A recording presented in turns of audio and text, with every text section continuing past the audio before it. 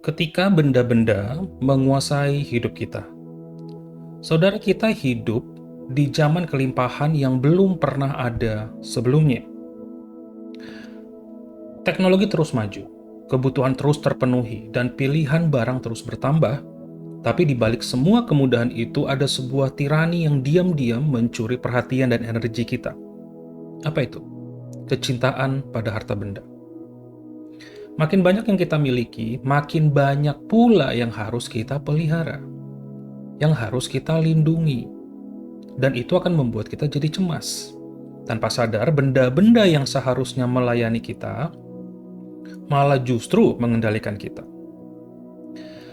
Salah satu dampak yang paling nyata dari gaya hidup materialistis adalah kegelisahan tentang masa depan. Dulu impian banyak orang cukup sederhana, pekerjaannya bagus, ya dapat rumah yang baik, kehidupan cukup. Kini standar sukses terus meninggi. Ada mobil, 2 mobil, dana pensiun, tabungan pendidikan anak, asuransi, dan rumah ketiga atau keempat bahkan di luar kota. Makin panjang daftar keinginan kita, makin pula kecemasan yang mengikutinya. Banyak pasangan Kristen yang akhirnya terlilit utang demi memenuhi standar gaya hidup yang terus bergeser ini, hingga pernikahan mereka pun menjadi korban.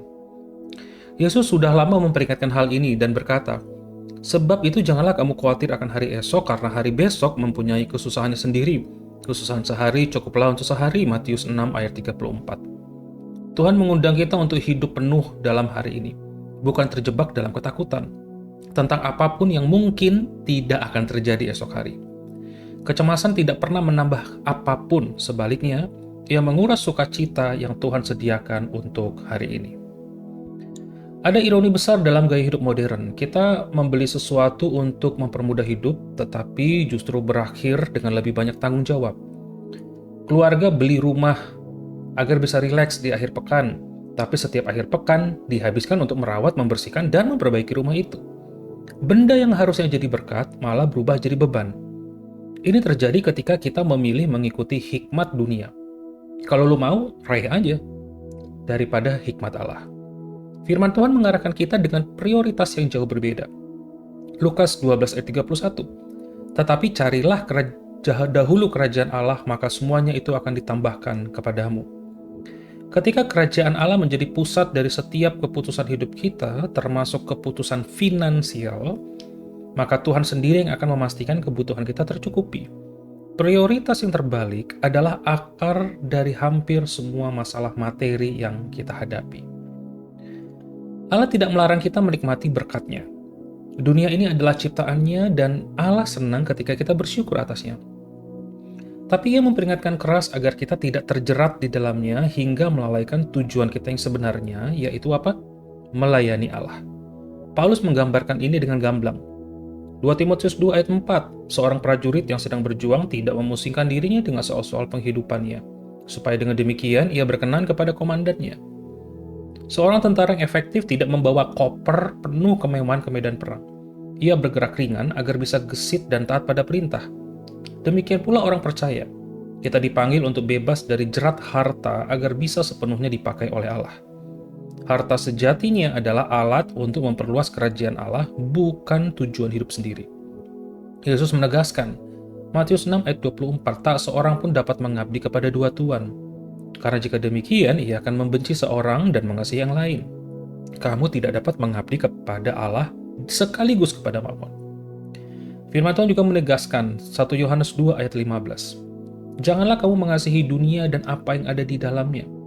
Jikalau orang mengasihi dunia, maka kasih akan Bapa tidak ada di dalam orang itu. 5 bahaya. Nah, firman Tuhan secara konsisten mengidentifikasi jebakan-jebakan nyata yang muncul ketika terlalu mengejar materi, menjadikan materi berhala kita. 5 bahaya apa? Menganggap kemewahan sebagai hal yang normal. Kita sudah terbiasa dengan gaya hidup yang didanai oleh hutang, seolah-olah itu adalah hak. Tapi Tuhan mengingatkan, Amsal 28 ayat 20. Orang yang dapat dipercaya mendapat banyak berkat, tetapi orang yang ingin cepat kaya tidak akan luput dari hukuman. Kesetiaan dan kesabaran adalah berkat yang sejati. Kita mengukur nilai seseorang dari kesuksesannya secara materi. Kita cenderung memberi kepercayaan dan posisi kepada orang yang kaya, bahkan di dalam gereja. Padahal Rasul Paulus sendiri hidup dalam kekurangan. 1 Korintus 4 ayat 11. Sampai pada saat ini kami lapar, haus, telanjang, dipukul, dan hidup mengembara. Kesuksesan di mata Allah sama sekali tidak diukur dari saldo rekening kita. Bahaya ketiga, menumpulkan kepekaan terhadap pimpinan Allah. Ketika kita sudah sangat nyaman dengan segala fasilitas hidup, sangat sulit untuk taat kepada Allah ketika Dia memanggil kita untuk melepaskan kenyamanan itu. Filipi 3:8, Paulus menuliskan, malahan segala sesuatu kuanggap rugi karena pengenalan akan Kristus Yesus Tuhanku lebih mulia dari semuanya itu.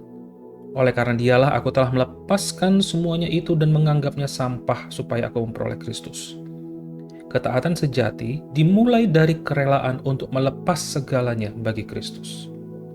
Bahaya keempat, menumbuhkan sikap sombong dan merasa tetap egois, tetap sombong, harga diri tinggi. Sedikit keberhasilan materi, sedikit doang nih ya, seringkali menggelembungkan ego kita dan menjauhkan kita dari kerendahan hati. Firman mengingatkan Filipi 2:3 dengan tidak mencari kepentingan sendiri atau puji-pujian yang sia-sia. Sebaliknya hendaklah dengan rendah hati yang seorang menganggap yang lain lebih utama daripada dirinya sendiri. Berkat seharusnya buat kita makin rendah hati, bukan makin tinggi hati.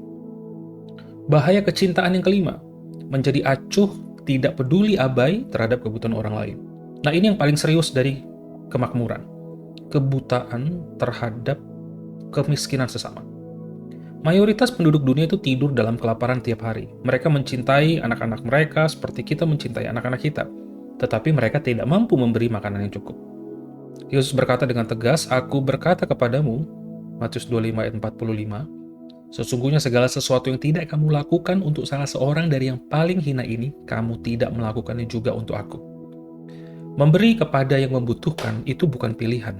Itu adalah perintah langsung dari Yesus. Tuhan tidak memiliki standar yang seragam nih ya bagi setiap orang dalam harta.